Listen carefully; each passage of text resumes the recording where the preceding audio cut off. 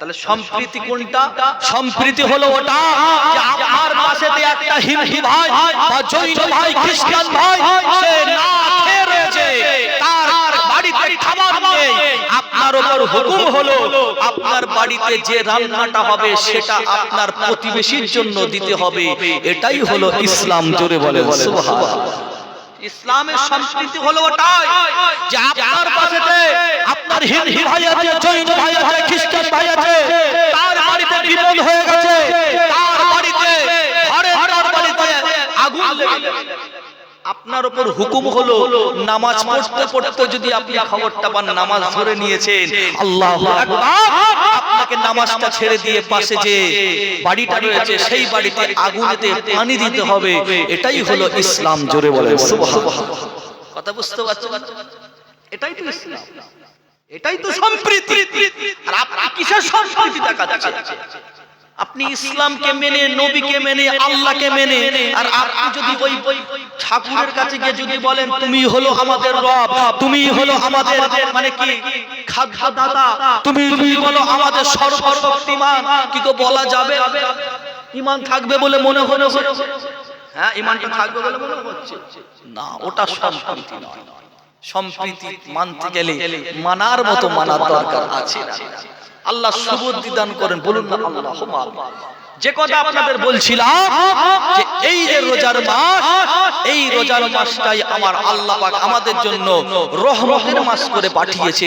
আল্লাহ পাক আমাদের ক্ষমার মাস করে পাঠিয়েছে। জোরে বলেন সুবহানাল্লাহ।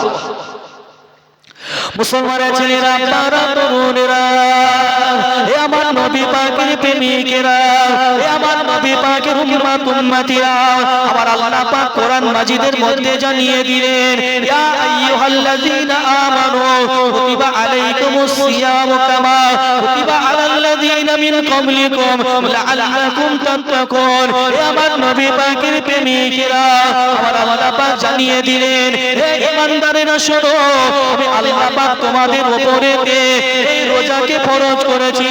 যেমন এই রোজাটা ফরজ করা হয়েছিল তোমার পূর্বপুরুষদের উপরে ফরজ করা হয়েছিল। এটা হলো তোমাদের মুত্তাকি হওয়ার পথ, এটা হলো তোমাদের আল্লাহওয়ালা হওয়ার পথ। হে আমার নবী পাকের প্রেমিকেরা, আমার আল্লাহ পাক আমাদেরকে এই রোজার মাসটা পাঠিয়ে দিলেন। এই রোজার মাসটা হলো কিসের মাস? এই রোজার মাসটা হলো রহমতের মাস। এই রোজার মাসটা হলো মাগফিরাতের মাস। এই রোজার মাসটা হলো নাজাতের মাস। আপনি যদি সওয়াবের আশা করে নিয়ে আপনি যদি আল্লাহ পাকের হুকুমটাকে মান্য করেন, আপনি যদি আল্লাহর হুকুমকে মেনে নিয়ে আপনি যদি রোজার মাসেতে রোজা রাখেন, আমার আল্লাহ পাকের নবী নূর নবী হায়াতুন নবী মুহাম্মদুর রাসূলুল্লাহ সাল্লাল্লাহু আলাইহি ওয়াসাল্লাম জানিয়ে দিলেন যে ব্যক্তিটা সওয়াবের আশা নিয়ে রমজান মাসেতে রোজা রাখে, আমার আল্লাহ পাক তার জীবনের গুনাহগুলোকে মাফ করে দিয়ে তাকে মাসুম বাচ্চার মতো বানিয়ে দেয়। জোরে বলেন না সুবহানাল্লাহ। কার মতো করে দেওয়া হয়? মাসুম বাচ্চার মতো নাই করে দেওয়া হয়, কারণ বাচ্চাদের গুনাহ আছে।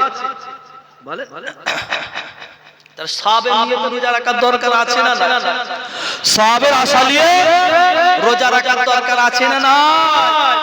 এই রোজার মাস হলো এমন একটা সম্মানিত মাস যে মাসেতে আমার আল্লাহ পাক কোরআনকে নাজিল করেছিলেন। জোরে বলেন সুবহানাল্লাহ।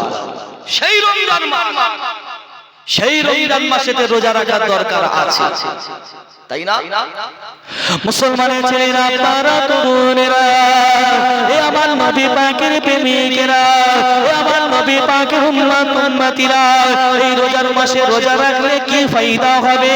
আপনি যদি রোজার মাসেতে আল্লাহর হুকুমকে মেনে নিয়ে আপনি যদি রোজাটা রাখেন, আমার আল্লাহ পাক আপনার জন্য কি ফায়দা রেখেছে?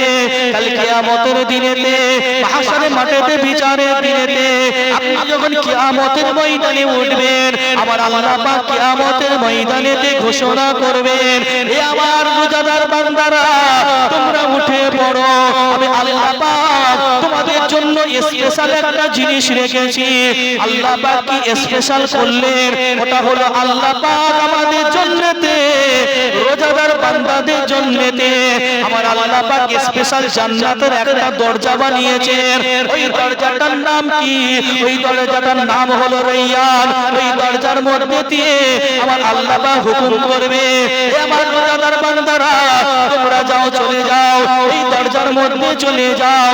রোজাদার বান্দারা যখন ওই জান্নাতের মধ্যে চলে যাবে, আমার আল্লাহ পাক স্বয়ং ওই জান্নাতের মধ্যে গিয়ে রোজাদারের সঙ্গে দিদার দিয়ে দেবে। জোরে বলে